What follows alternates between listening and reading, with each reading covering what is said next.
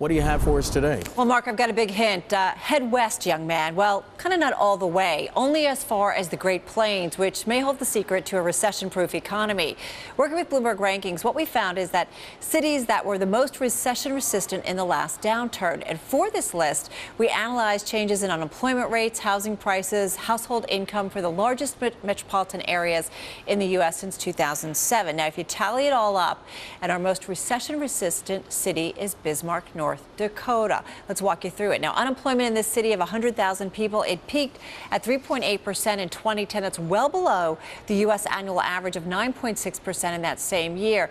And while home prices plummeted everywhere else by an average 13% since 2007, those in Bismarck actually shot up 16%.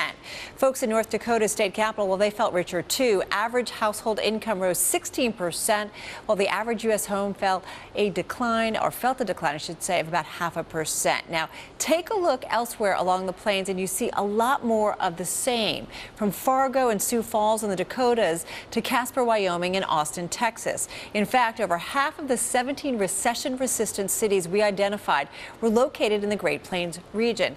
Lakshman Achuthan of the Economic Cycle Research Institute, he points out that some of the cities benefited from an energy production boom, especially in the Dakotas.